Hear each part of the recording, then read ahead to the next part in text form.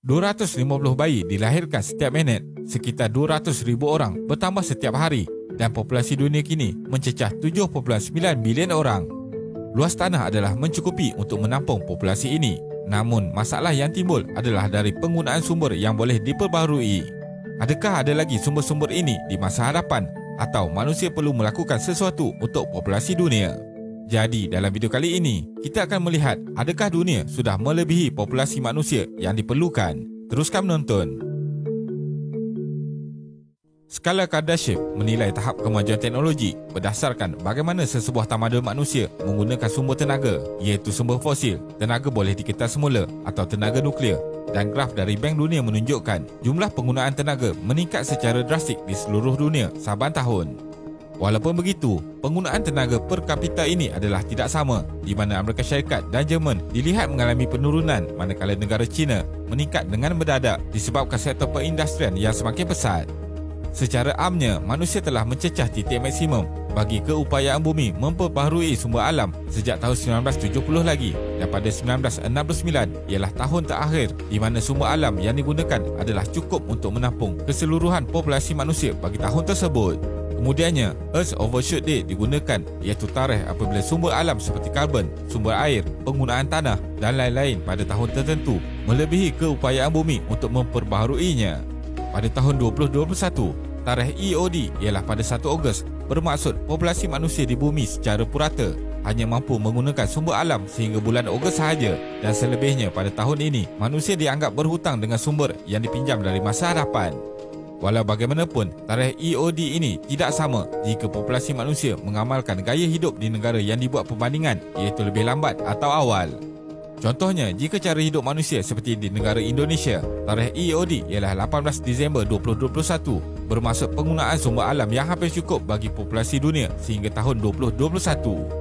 Manakala jika manusia hidup seperti rakyat di negara Qatar, tarikh EOD sangat awal, iaitu 9 Februari 2021, menunjukkan hanya 40 hari dari setahun sumber bumi yang mencukupi atau jumlah populasi di situ sudah 90% terlebih. Berapa maksimum populasi manusia?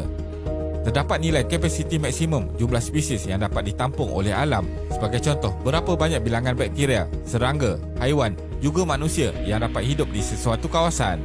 Jika jumlahnya terlampau banyak, ekosistem di kawasan tersebut akan terjejas. Bumi juga mempunyai nilai kapasiti maksimum bagi menampung populasi manusia yang disebut Earth Carrying Capacity.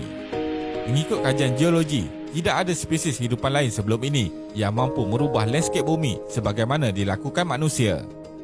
Perubahan iklim global, kepupusan pelbagai spesies besar-besaran dan eksploitasi hasil alam adalah contoh bagaimana landscape bumi boleh berubah. Populasi manusia ketika ini ialah seramai 7.91 bilion, dianggarkan akan mencapai angka 9.5 bilion pada tahun 2050, 11.2 bilion pada 2100, dan hasil alam yang ada tidak akan dapat lagi menampung keperluan manusia yang kian meningkat. Walaupun begitu, ahli ekologi sukar untuk mengira secara tepat berapakah kemampuan bumi menampung populasi maksimum manusia kerana ianya sangat kompleks. Jumlah sebenar bergantung pada trend demografi pada masa hadapan, berapa banyak sumber yang ada, kemajuan teknologi dan struktur ekonomi yang kesemuanya boleh berubah dengan cepat. Isu sebenar ialah bukan jumlah populasi kerana terdapat ruang yang cukup bagi setiap individu untuk hidup. Masalah yang dihadapi ketika ini ialah keperluan ecological footprint, iaitu aset ekologi yang ada di bumi untuk memenuhi keperluan populasi seperti tumbuhan, ternakan, makanan laut, sumber hutan, ruang untuk pembangunan. Kemudiannya, bagi bumi menyerap kembali sisa manusia, terutamanya pengeluaran karbon dan bejana sumber alam yang baru. Manusia membazirkan kira-kira 2 bilion tan makanan setiap tahun, iaitu 50% dari keseluruhan makanan yang dihasilkan. Sebanyak 3.8 trilion meter padu sumber air tawar digunakan untuk pertanian setiap tahun, dan dari jumlah tersebut, pembaziran sebanyak 550 bilion meter padu air berlaku. Jumlah penggunaan sumber air akan mencecah 10 hingga 13.5 trilion meter padu pada tahun 2050. Adakah overpopulasi sedang berlaku? Overpopulasi bagi sesuatu spesies bermula apabila sumber yang ada tidak mampu lagi menampung kehidupan. Pertambahan populasi manusia adalah kerana penambahan bilangan kelahiran bayi dan teknologi perubatan membantu manusia mampu hidup lebih lama. Terdapat kira-kira 80 juta kelahiran setiap tahun di seluruh dunia, dengan peningkatan umur manusia menyebabkan populasi manusia dapat mencapai angka kira-kira 1 bilion setiap 12 tahun. Revolusi industri memainkan peranan penting dalam peningkatan populasi secara drastik. Beratus ribu tahun masa diambil sebelum jumlah manusia mencapai angka 1 bilion pertama, iaitu pada tahun 1800. Seterusnya, 2 bilion populasi manusia pada tahun 1928, 3 bilion pada tahun 1960 dan 4 bilion pada tahun 1975. Ini telah menyebabkan ramai ahli sains sebelum ini menjangkakan overpopulasi akan berlaku dan bumi akan menjadi padat serta masalah kebuluran akan terjadi. Ahli biologi menulis dalam bukunya pada tahun 1968 bertajuk The Population Bomb menyatakan pada tahun 1980-an beratus juta manusia akan mati kebuluran disebabkan oleh overpopulasi. Ketika ini, masalah kebuluran melanda negara-negara miskin dan bergolak. Namun kadar kelahiran global ketika ini dilihat semakin menurun.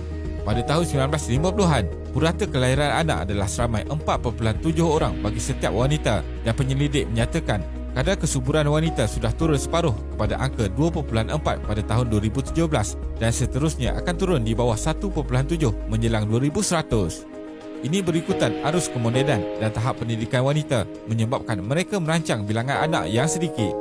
Negara Jepun yang mencapai bilangan populasi tertinggi iaitu seramai 128 juta pada tahun 2017 akan menurun kurang daripada 53 juta penduduk pada akhir kurun ini. Negara-negara lain yang akan mengalami penurunan lebih separuh populasi ialah seperti Korea Selatan, Sepanyol, Portugal dan Thailand.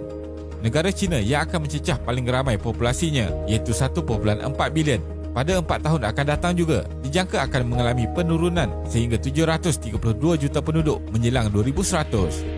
Walaupun secara amnya ia kelihatan baik untuk alam sekitar dengan pengeluaran karbon yang akan menurun, akan tetapi masalah akan timbul apabila jumlah populasi tua melebihi populasi muda. Situasi ini akan merubah struktur sosial apabila tenaga kerja muda tidak mencukupi untuk memacu pertumbuhan ekonomi negara. Jangkaan bilangan populasi akan datang. Kurun ini adalah kurun terakhir di mana populasi manusia dijangka akan berkembang. Kebanyakan penyelidik menyatakan jumlah populasi pada hari ini masih belum berada di puncak. Akan tetapi, tentunya manusia masih belum mempunyai teknologi bagi mencukupkan keperluan populasi seramai 11 bilion orang. Sains dan teknologi turut berkembang pesat seiring dengan masa dan 80 tahun akan datang dengan kemajuan yang dikecapi pasti akan menyokong keperluan peradaban manusia ketika itu. Asia dan Afrika adalah dua benua yang menyumbang kepada penambahan populasi manusia akan datang dengan populasi di Asia akan mencecah angka maksimum pada tahun 2050. Manakala di benua Afrika, populasi akan terus meningkat dari angka 1.2 bilion pada hari ini kepada kira-kira 4.5 bilion menjelang tahun 2100 iaitu 1/3 populasi manusia ketika itu. Di negara-negara barat seperti kawasan Amerika Utara dan Eropah Barat yang termasuk dalam kategori negara maju, jumlah populasi manusia pada tahun 2100 adalah kurang dari 10%. Dengan trend demografi yang dijangka berlaku ini, situasi dunia tentunya berlainan dari yang dilihat sekarang. Semua negara amat mementingkan jangkaan jumlah populasi untuk beberapa dekad akan datang bagi merancang pelan ekonomi dan pembangunan negara. Pandemik COVID-19 dan kesan kepada populasi global.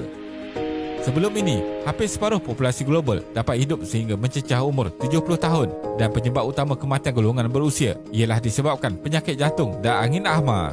COVID-19 telah menyebabkan angka kematian lebih tinggi bagi golongan lebih berusia. Jumlah kematian yang berlaku di Amerika Syarikat akibat COVID-19 adalah lebih ramai jika dibandingkan dengan mana-mana negara lain dengan kebanyakannya berusia 85 tahun ke atas. Negara lain yang mencatat kes kematian tertinggi ialah Brazil dengan lebih 600,000 orang dan India dengan lebih 450,000 orang. Bagi negara-negara berpendapatan sederhana dan rendah pula, kes kematian yang tinggi turut dicatatkan bagi populasi yang lebih muda disebabkan akses kepada sistem kesihatan yang terhad. Kemiskinan juga menyebabkan rakyat tidak mampu menjalani kuarantin bagi mengelak dijangkiti kerana mereka terpaksa keluar setiap hari untuk bekerja selain tidak mampu membeli keperluan seperti pelitup muka. Penyelidik juga sedang membuat kajian tentang bagaimana sesetengah kawasan seperti benua Afrika mempunyai kadar kematian yang lebih rendah. Ia mungkin disebabkan negara-negara tersebut mempunyai populasi muda yang lebih ramai atau kerana beriklim panas. Mereka yang tinggal di kawasan ini juga mungkin mempunyai tahap imuniti yang lebih tinggi disebabkan pelbagai penyakit-penyakit yang wujud. Kesimpulannya, terdapat 140,000 orang lebih ramai pada hari ini berbanding hari semalam dan 81 juta manusia bertambah setiap tahun. Terdapat juga pihak yang hanya menuding jari kepada negara-negara miskin seperti di Afrika yang menyebabkan masalah overpopulasi. Akan tetapi, hakikatnya, Populasi manusia di negara-negara maju lebih banyak menggunakan sumber alam melebihi sepatutnya demi kepentingan masing-masing. Jumlah populasi manusia mendiami bumi masih stabil, tetapi penggunaan sumber alam secara rakus adalah sudah di tahap melebihi apa yang mampu ditampung oleh bumi. Terima kasih kerana menonton dan jangan lupa subscribe. Jumpa lagi.